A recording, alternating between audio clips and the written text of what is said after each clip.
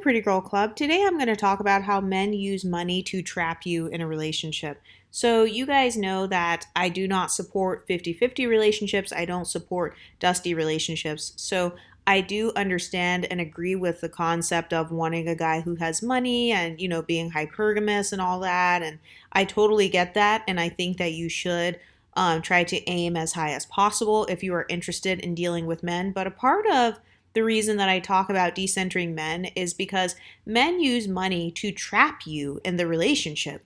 They use, even if you have your own income, as long as your income is not the same as his, and as long as your income never surpasses his, you will be facing a downgrade in your lifestyle if you move out from living with that guy, or if you come out from under him providing for you. And so this is why I don't actually think it's enough to just have your own business or something, because it's like, even if I have my own business and I'm making $100,000 a year, but my husband is making $1 million a year, I'm still not going to be able to live the same lifestyle. It's going to be a downgrade in lifestyle. And the reason that a lot of women don't leave relationships, it's not because they don't have any money at all. It's because they don't want to downgrade their lifestyle.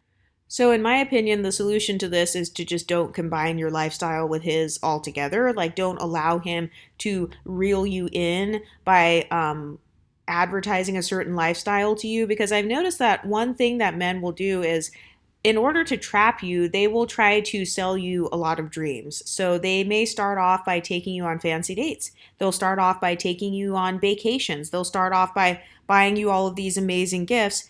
And as the years go by in the relationship, gradually his effort will start to decline. And also, not to mention the fact that the average woman who is dating or married, she's not dealing with a rich man. 90% of men make less than $100,000 per year. So, on average, when you get with a guy, he'll start off putting in more effort, and then as time goes on, you won't go on a date once a week anymore. Now it's like once a month. And then next thing you know, it's once a year. So a lot of guys, once they got you, or once they've been able to entice you into the relationship, they don't see the need to put in effort anymore because they already won you. They already got the prize. What do you do when you win a trophy? Well, you just put it on the shelf and let it collect dust. And this is what is happening in a lot of long-term relationships and marriages and, these relationships where you're moving in with a guy. A lot of times the woman is just sitting around collecting dust. She is collecting dust between her legs because of the orgasm gap. She is collecting mental dust because he is not stimulating her mentally. They are not having any enticing conversations or anything like that. She is collecting emotional dust because the man often lacks emotional intelligence, or he often lacks kind of being able to read how she feels and stuff, or he's not willing to invest emotionally. So I've noticed that for a lot of men, the only thing they can use to trap you is money. And I've noticed that a lot of guys actually have the mindset of, as long as I am paying the bills and as long as I'm not cheating on you or abusing you, then I'm a good man. And it's like, really? Is the bar really that far in hell to where the requirements for a woman is she has to be fit, feminine, friendly, submissive, cooperative. She needs to know how to cook. She needs to stay in shape. She needs to be good at conflict resolution. But then for a guy, as long as he pays the bills and, doesn't cheat or abuse me, it's fine. So you're telling me that he can just sit in the house like a bump on a log for the next 80 years. We never have any good conversations. We don't have any actual companionship. And because he pays the bills and he's not actively cheating or hitting me, that I'm supposed to be happy? I thought that we were supposed to be happy and in love at least, or have something where it's like I am benefiting somehow. I feel like when it comes to bills, and when it comes to these relationships where men trap you with them, oftentimes what the woman doesn't realize is that she's actually just being trapped into almost like this roommate situation, or it's like the only reason you're with him is because you're getting free housing. So it's almost as if you are living with your landlord and basically whatever he says goes, and you are required to submit to him, and he has successfully trapped you because if you disobey him or if you do something he doesn't like, he can now threaten you with homelessness. And also, I've noticed that some men will use money as a doorway to trap you deeper into the relationship. So let's say you never wanted to get married and you never wanted to have children. You just wanted to kind of travel the world and go on vacation and stuff. And this guy, he will start off enticing you with going on those vacations. So he will start off taking you around the world and stuff. And then over time, he will gradually begin to almost coerce you or make suggestions, which are not really suggestions because of the power dynamic. He'll start to say things like, well, I wanted to be married by the end of the year, or, I wanted to be married by summertime, or I wanted a woman that would give me children and you would be such a great mom. Have you ever noticed how a lot of men will try to manipulate you and they will start off with their manipulation comment and then they will try to end it with a compliment? Like, oh no, but I've always wanted kids. Oh, but we would make beautiful children. So they'll try to say some sort of compliment so that you don't realize that it's actually coercion and manipulation. But I also want to talk about some of the other ways that men try to trap you into being in their lives.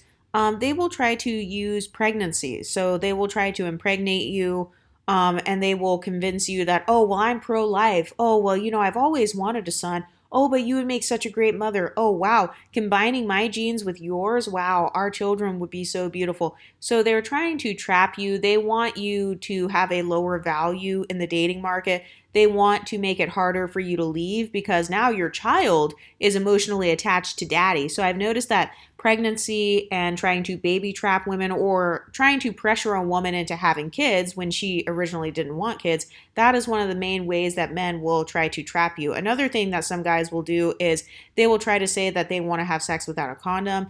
They don't want to use like any form of birth control in any way.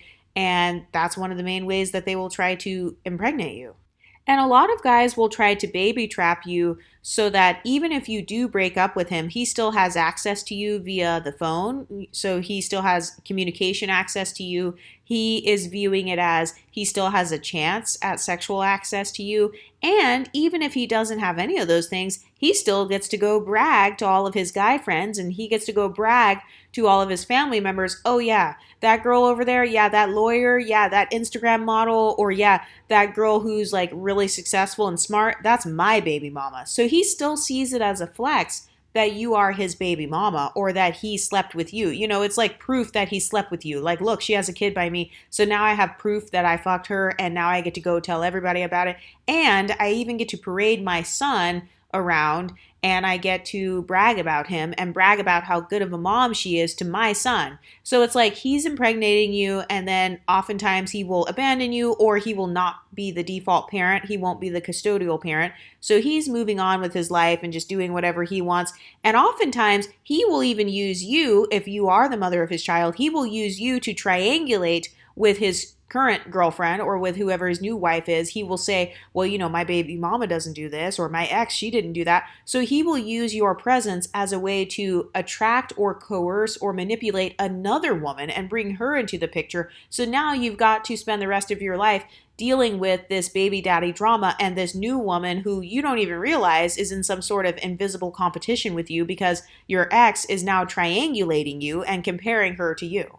A lot of guys will try to get the best triangulation tool as possible. Oftentimes, men will use some sort of woman that they put on a pedestal to triangulate with the woman that they're with. So for example, they will compare you to his mother's. That's someone he puts on a pedestal, like emotionally. My mom was always there for me. My mom always cooked for me. My mom always cleaned for me. Or they will try to triangulate you with their sister. Well, my sister's always my ride or die. My sister always picks up the phone when I call. She's got plenty of time to talk to me and listen to my problems. Or he will use the ex. Like, oh, well, my ex, she only weighed 120 pounds. Like, I've literally been around guys who will try to brag about their exes, or they'll try to brag about their baby mamas as a way, they'll do it as a humbling tactic so that the woman that they're with will try harder to jump through hoops and compete for his attention. So they'll say, oh, well, let's say you're dark skinned. He'll be like, oh, well, my ex, she was 5'5" and 120 pounds, and she was light skinned and she had long hair down to her butt. So he will go into detail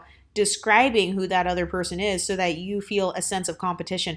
And I've noticed that oftentimes a man will try to impregnate you so that he can increase his status. Yes, that is correct. Some men actually view it as a form of status to have babies with as many attractive women as possible. Elon Musk does this. Nick Cannon does this. And also, these men will do this because they know that they're not going to have to spend the time raising them. So they know that whoever the mom is, this attractive woman, she's going to have to spend the time raising them. So now you have blessed him with an attractive child, and now you are going to be doing the default parenting. So that's another way that men will try to permanently trap you. They will try to impregnate you because they know if I could get her pregnant, if she can have my baby, then she's trapped forever. She has to raise my kid for the next 18 years. I get to brag about her being my baby mama and being my son's mother, and I'm good. My status goes up in the eyes of other women because I get to say that I slept with a lawyer. I get to say that I impregnated a doctor. I get to say that my son's mother has her bachelor's degree, or, she has XYZ positive qualities. So now I get to brag about that for the rest of my life, and is going to build my ego.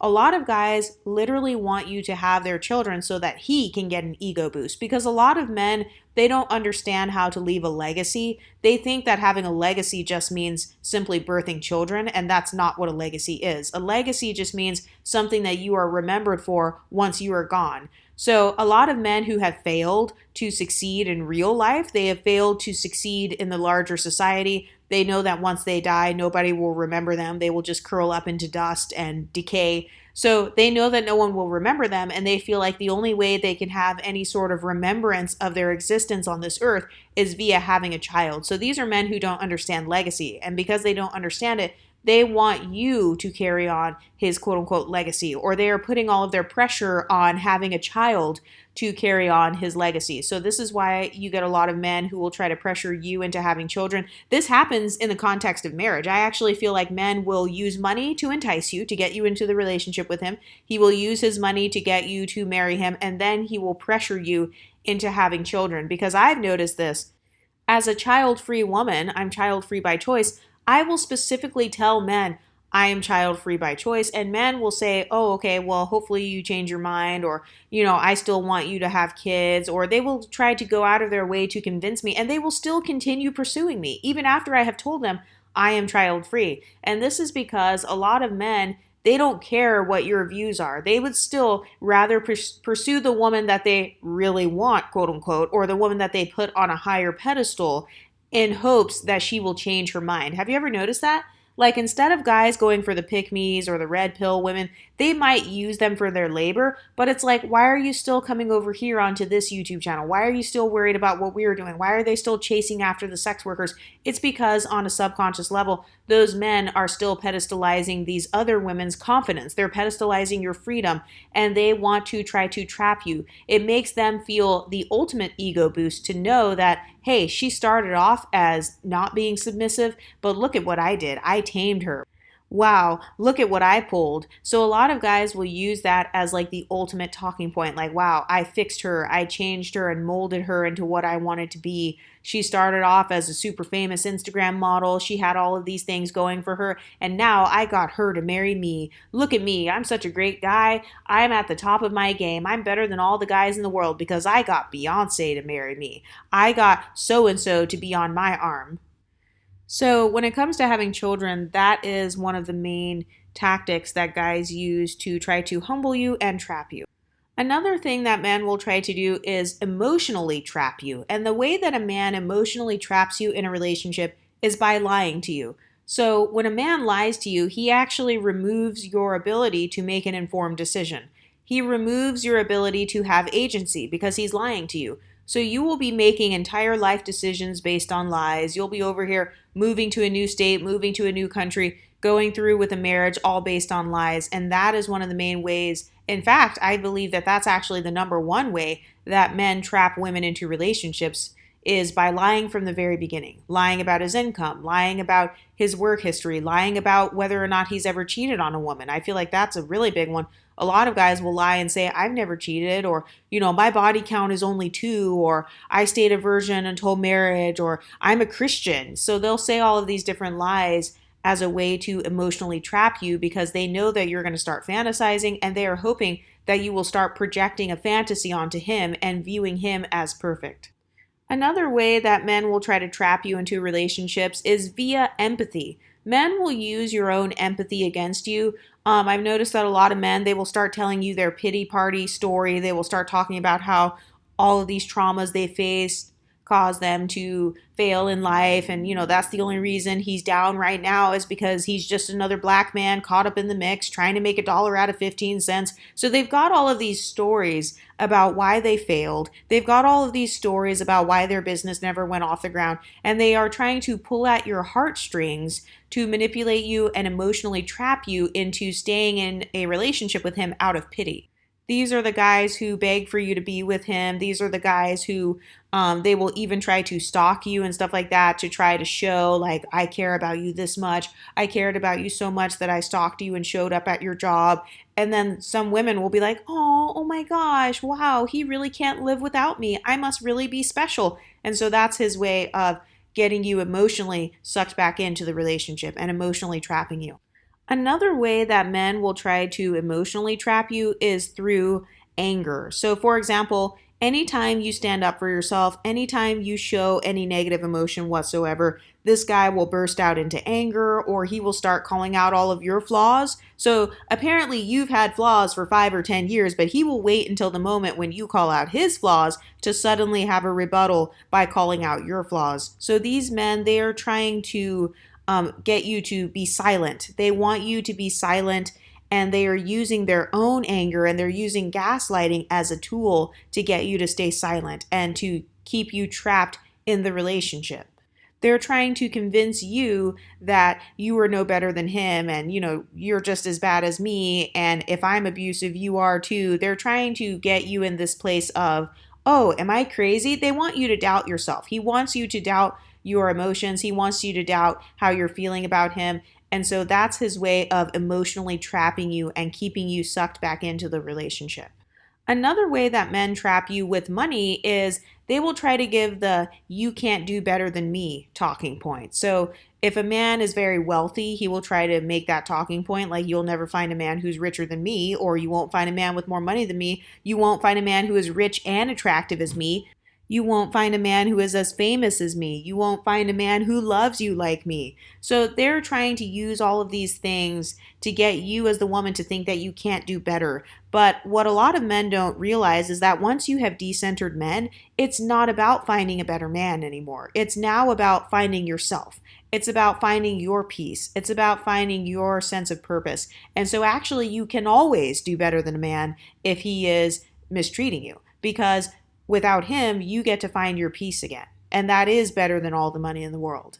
Another way that a guy will try to trap you into staying in a relationship is he will try to use the you're ungrateful talking point. So he'll try to make you think you're delusional. He'll try to make you think that you are ungrateful for, not being thankful that you have such a great upstanding man like him. And, he's such a great father and he's got all these great qualities and it's still not good enough for you. Have you ever noticed how a lot of men, they try to use the talking point of, wow, like no matter what I do, I'm just not going to be good enough. But it's like, if you truly believed you weren't good enough, you wouldn't even feel worthy to talk to me in the first place. So clearly you're just saying this because you want to elicit an empathetic response from me. You're looking for my validation. You want me to say, oh no, honey, you are good enough. Oh, don't worry, I'm just going to stay with you.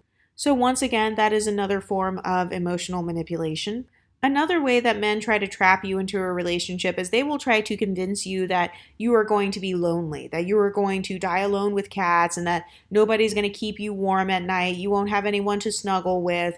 And we all know that that's false. It's very obvious that men want women way more than women want men. So technically, a woman doesn't have to worry about being lonely, but even if she didn't get with a man, she would still be just as happy, if not even happier, because that's more time that she has to pour into herself. That is more time that she has to pour into relationships with her friends and family and people that actually care about her. That's more time that she gets to spend actually fulfilling her own sense of purpose and doing what she wants to do, because now you have become somebody else's problem. So that whole you're going to be lonely thing, that's just men projecting, because we all know that men on average, they have a way bigger issue with loneliness due to their own lack of emotional intelligence. So a lot of men don't know how to self-soothe. They don't know how to do emotional self-care. They don't know how to soothe their own anxieties. Most of them don't even know how to physically take care of themselves or eat vegetables every day. So why would he know how to cure his emotional ailments? He doesn't. Women are much better at emotional regulation on average because women have been socialized to be nurturing. And so, because women are socialized to be nurturing, the benefit of that is that we are able to nurture ourselves. We also grow up with a period every 30 days. And so, having a reminder every 30 days that you need a little bit of extra self-care, whether it's mentally, whether it's physically, whether you feel like you're having PMS symptoms, that helps to socialize women to prioritize their own mental, physical, and emotional self-care. So this whole talking point of, we're going to be lonely and depressed and we're just going to feel so socially isolated, those talking points are mainly applicable to men. They are much more applicable to men than women. Any loneliness that a woman feels is going to be nowhere near the loneliness and social isolation that a man is going to feel, because a lot of men also don't even have friends, and any friends that they do have tend to remain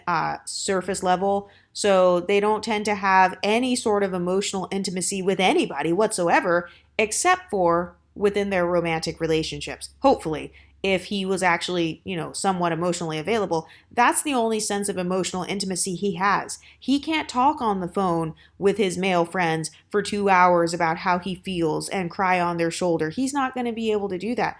That is something that most men only have the opportunity to do if they have a girlfriend. So this whole talking point about us being lonely, no, that's just him projecting. But that is one of the ways that men will try to emotionally trap you in a relationship.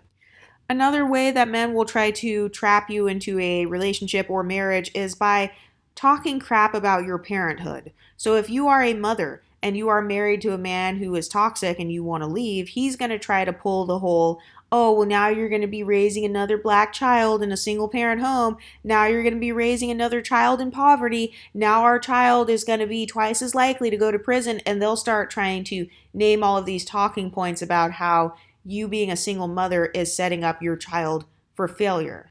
And that is yet another emotional manipulation tactic to get you to stay with him. He's actually using the child as a pawn, and he is trying to get you to feel afraid that your child is going to fail if you don't stay married to him. And we all know that that is actually not true. There are plenty of people who come from two-parent homes who are emotionally messed up. And then there are people who come from one-parent homes who do just fine in life. So I think that actually doesn't matter as much as the man thinks it does.